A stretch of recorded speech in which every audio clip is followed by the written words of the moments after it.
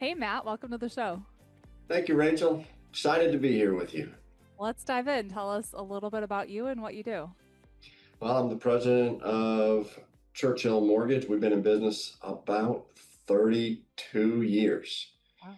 Yeah, we are 100% owned by our employees. We made that transition starting back about 12 years ago, and over the remaining last 12 years, we've been transitioning the ownership over to our employees through our ESOP program. And so we're 100% employee owned now. I am most importantly, a husband to an amazing wife named Susan. We've got 4 children, all older than I'd like them to be. And one of them is lives out kind of near you, outside of Daytona in Florida. And Nice. so they're all over the country. Amazing. So, how did you get into doing what you're doing now at Churchill Mortgage? Luck. What? Uh, Luck. Yeah, I was working as a corporate controller for a large global insurance carrier, and we ran our individual life, annuity, and long-term care businesses down here in Nashville. And 9/11 hit, Hmm. and the company had a lot of losses with group life of companies that were in the World Trade Center, a lot of reinsurance deals on the towers themselves. And when insurance companies take huge losses, they go out and raise capital. And one way you raise capital is you sell profitable assets. I was a controller for a couple of those, and we spent about 18 months chopping them up and getting them sold. And then I was rewarded with a pay slip. I was out of work. Hmm. And I landed here at Churchill Mortgage when our founder, Mike Hardwick, was going from being a mortgage broker to a mortgage banker.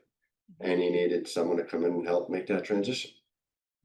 Luck would have it, timing worked out great. Okay. So, what does your job look like with Churchill Mortgage? Huh. It's funny you asked that. I was talking to one of our producers the last week. I do what I call walkabouts, and we've got a couple hundred people here in Nashville. We've got hundreds of people all over the country. And one of the things I like to do is just walk around the office and see people, talk to them, shake their hand, give them a high five, see how they're doing. And I was talking to one of our producers last week, and I walked in and he had his head just down on his desk, like it was that kind of a day. And we just kind of shared war stories about the day because my day goes from everything between writing encouraging messages in the morning to engaging with one-on-ones with the leadership team to doing financial reviews to meeting with lawyers and taking care of some legal issues to walking around with operations and thinking about new processes. So every single day is a little of everything. It's kind of like you, right? You got to wear every hat in the business. Well, that's what we do. We just put on a bunch of different hats and hopefully they fit most days. Can you tell us about the daily devotionals that you do? Oh, yeah.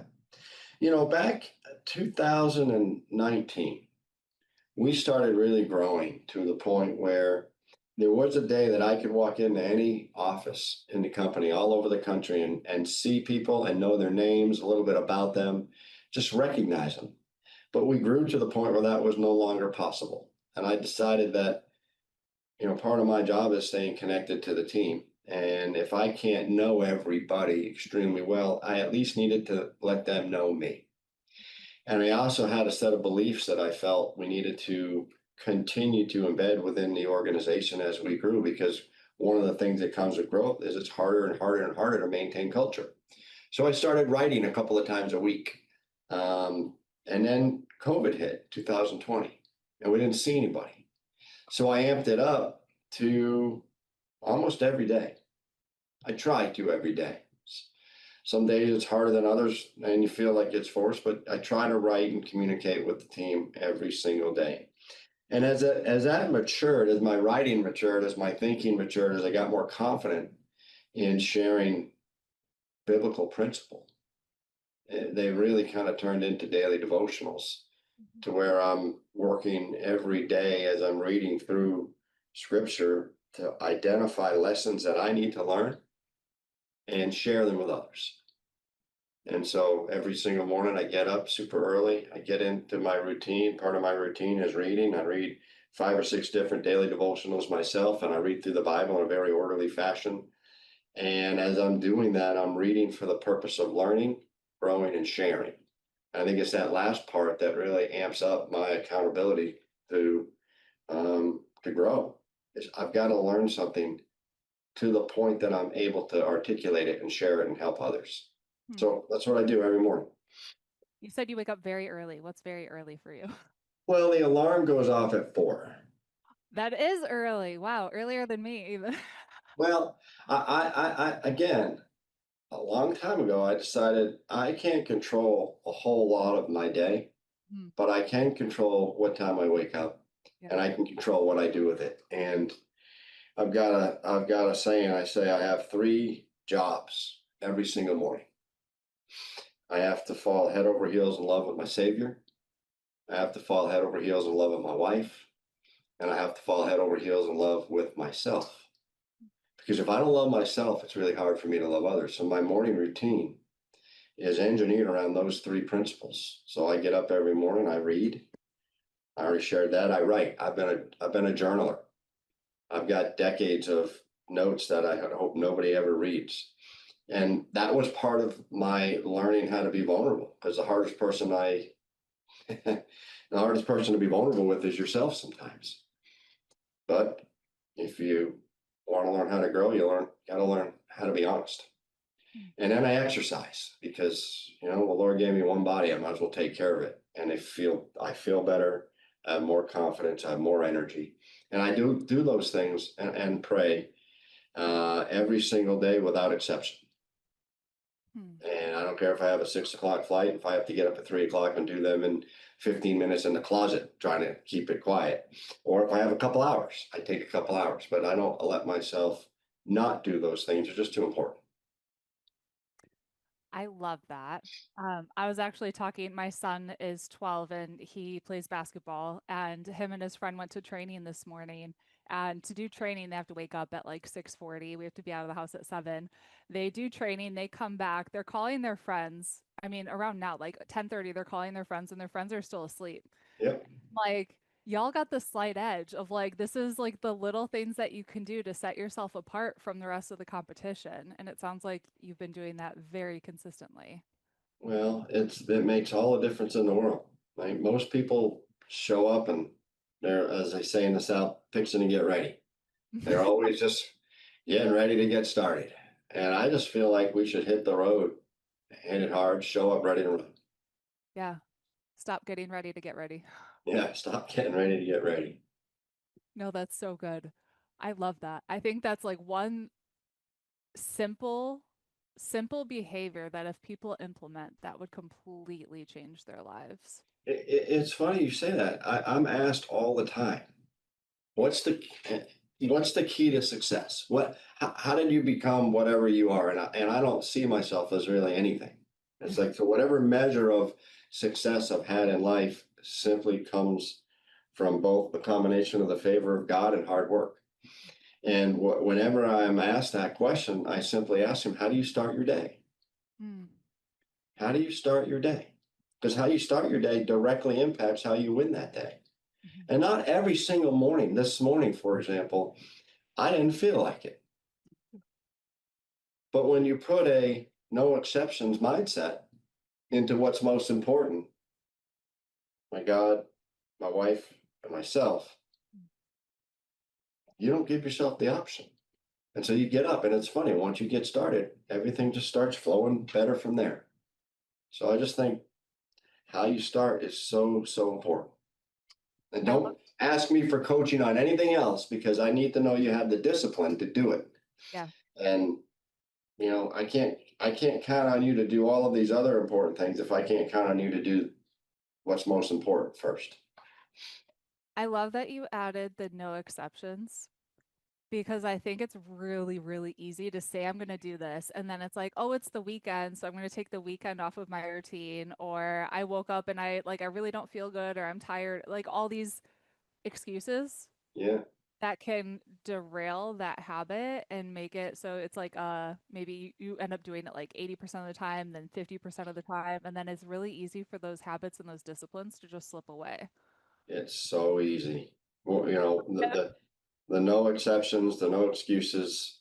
One of our core convictions is we believe we were created to serve others without exception, Mm, right? Because serving others, yeah, that's great. It's easy to say. It sounds cool, right? It looks good on a wall. But when you add without exception, it becomes real because I don't like everybody. People are jerks. People irritate me, true. right? And but I don't get to choose. That's arrogant. I found myself when I first started talking about it, choosing who was worthy of my service because this person I don't align with. This person irritated me last week. This person I don't think is doing the right thing, so I'm going to leave them alone.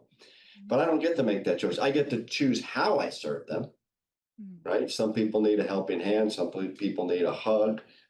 Just so some people need a kick in the butt, and that's serving people as long as it's done out of care for them and what's best for them, Mm, but without exception. that's good. Where have you learned leadership? Because it sounds like you're a strong leader with everything that you're saying. It sounds like you've spent time developing and honing in some leadership skills.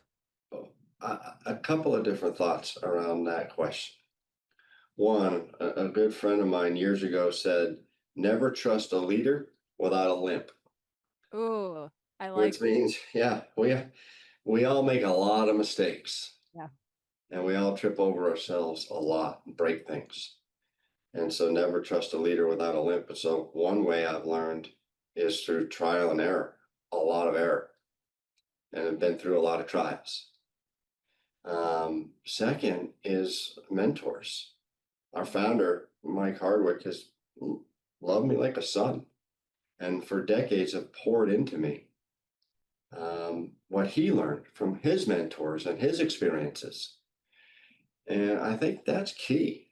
One, having the humility to realize you don't know everything, Yeah.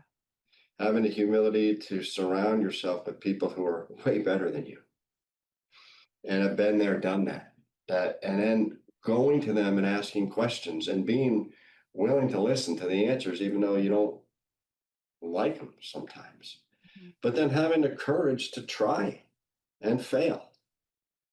And I think that's such an important part of developing as a leader. And I've got a long way to go is courage to try. It's okay to fail and to learn from it. One of the other core convictions we talked about is do the next right thing. And what that means is sometimes you just shanking into the woods every now and then. Mhm. And you make a bad decision or you make a bad call or you do something stupid or life just kicks you where you don't want to be kicked and do what's right next. So you make a mistake, that's awesome. You just learned something. Stand up, shout it from the rooftops, turn and do something different next time. And I think that's where leadership comes from. Mm. Just the willingness. When have you failed, maybe like had a big failure, a big mistake, and what did you learn from that? Yeah, early on in my career, as I said, I was kind of in this large global insurance company, corporate controller. I was in my mid 20s and I became an officer, which I thought was pretty cool, right? And I thought I was, I thought I was a big shot. I thought I knew stuff. I was smart. I was hardworking. And one day they came in with the concept of doing 360-degree reviews on all of the officers in the company. And so they interviewed everybody, your boss, your peers, your employees, your team